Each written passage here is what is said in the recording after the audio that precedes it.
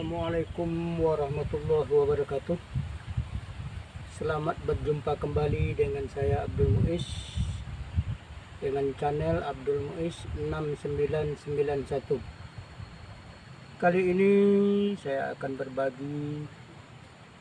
membuat video berbagi dengan kawan-kawan dan sahabat yang harus kita perhatikan untuk mengurus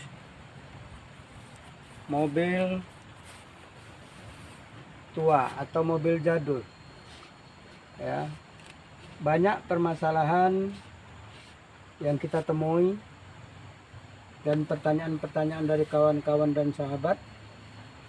Inilah yang harus diperhatikan betul-betul agar kita di perjalanan tidak macet. Baik, kita lanjutkan video ini. Yang pertama, kita harus rajin. Rajin yaitu pertama, setiap pagi sebelum mobil kita panaskan, kita harus ngecek oli terlebih dahulu. Ya, oli ini harus dicek penuh, full atau tidak. Yang kedua, kita harus cek dan lihat air radiatornya, ya. Setelah kita cek air radiator penuh atau tidaknya, baru kita ngelihat air serepnya, ya, penuh dan cukup. Setelah kita cek semuanya, oli sudah, air sudah, nah terjadi permasalahan. Begitu dikontak, indikator tidak menyala sama sekali. Nah, langkah-langkah yang pertama harus dikerjakan adalah kita cek aki terlebih dahulu. Kita lihat kepala akinya goyang atau tidak dan masanya. Nah, setelah ini kita lihat, baru kita ngecek saluran aki ke kontak atau soket-soketnya yang ada di sini. Nah, ini soket ini merupakan dia kontak ke kontak langsung dia. Nah, mungkin dia karatan atau sudah menjamur. Ini yang harus dicek dan harus dibersihkan. Nah, dan insya Allah mudah-mudahan api sampai ke atas. Jikalau tidak juga, untuk menghidupkan sementara, mau membuktikan akinya bagus atau tidak, mobil juga bisa hidup, kita dorong. Cari kawan atau beberapa orang, mobil ini didorong, hidup. Nah, setelah hidup nanti, kita coba lagi tarik kepala aki ini, buka kepala aki ini. Periksa semuanya, kabel masanya juga sampai ke bodinya, kita periksa, kita cek apa dia sudah karatan atau belum. Dan juga ada beberapa kawan yang bertanya, kenapa minyak rem selalu menambah sementara bocornya di ininya tidak kelihatan, di roda juga tidak kelihatan kemana arahnya. Nah, sebelum kita ngecek itu semua, jangan langkahnya salah, kita cek satu persatu terlebih dahulu. Ini kita cek dulu minyak remnya, selang-selangnya, baru ke bawah. Yang kedua, ada juga yang mengatakan, kok mobil saya diinjak kompleng susah masuk giginya. Nah, ini bukan permasalahan ini ya. Namun kita harus mengusahakan. Jadi setiap pagi itu mobil kita cek, mulai dari aki, oli, air radiator. Jadi pengalaman-pengalaman ini saya bagikan dengan kawan-kawan ataupun sahabat. Ini merupakan pengalaman bagi saya sendiri semenjak saya punya mobil. Tadinya memang saya tanya sama kawan-kawan dan di bengkel. Jadi kalau kita punya mobil yang tua, atau bagi sahabat pemula yang baru beli mobil, jangan takut dan jangan ragu. Jadi kunci-kuncinya itu, pertama kita harus rajin, teliti, dan ditekuni.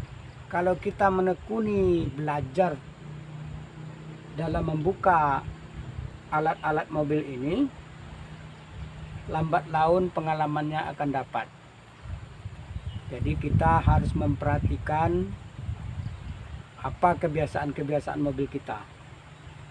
Kalau umpamanya dia starternya berat atau cetek-cetek, bisa jadi dari sambungan kabel kontak ke aki untuk ke dinamo starter. Bisa juga jadi dinamo starternya sudah berat dan tidak bisa memutar karena angker dengan spool dindingnya ketemu atau koslet. Itu membuat starter berat juga. Yang ketiga, kita perhatikan lagi, ada kadang-kadang dari lampu indikator di atas tidak hidup, sementara akinya baru. Bisa juga jadi itu penyakitnya dinamo cas tidak mengisi. Artinya dinamo cas berputar tapi api tidak masuk ke aki. Karena ada soket-soket yang di dalam dinamo cas itu mungkin ada karatan, mungkin sudah menggaram, jadi dia tidak full masuknya. Ya.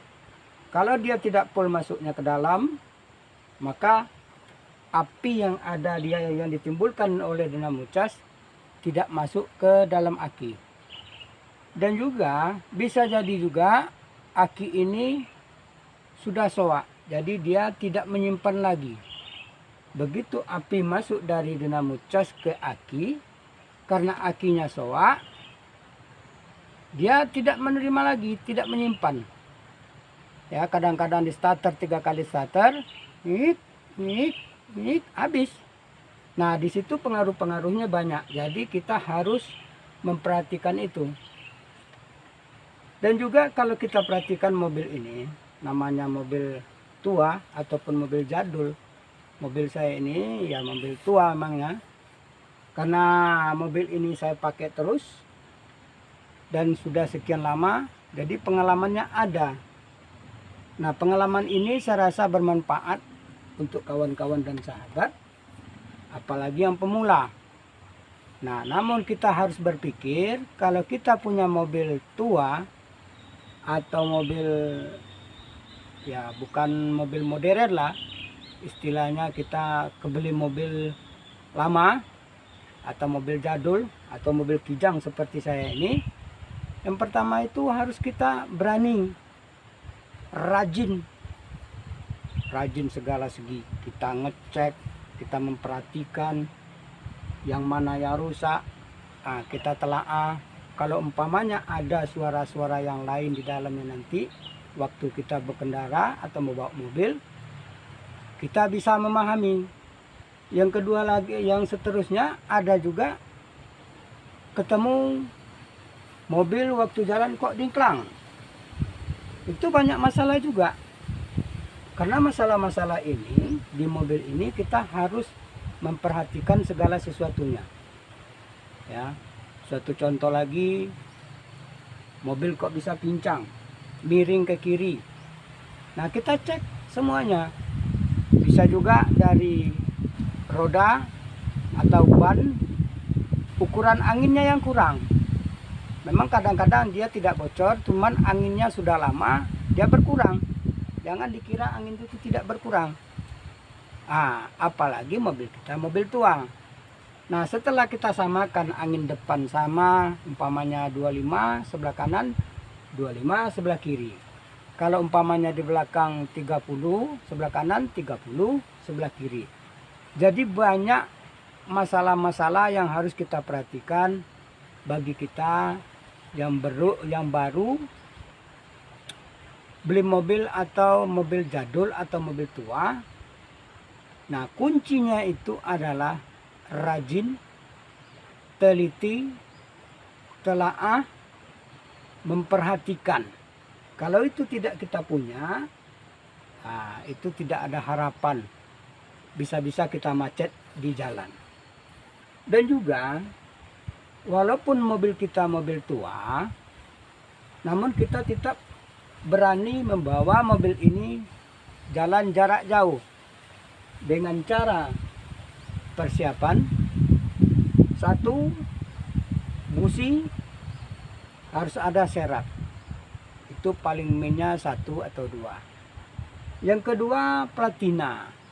Ini harus kita siapkan 1 kalau umpamanya kita mau jalan jauh. Yang ketiga, kunci-kunci alat-alat mobil. Kunci reng, kunci pas, tang.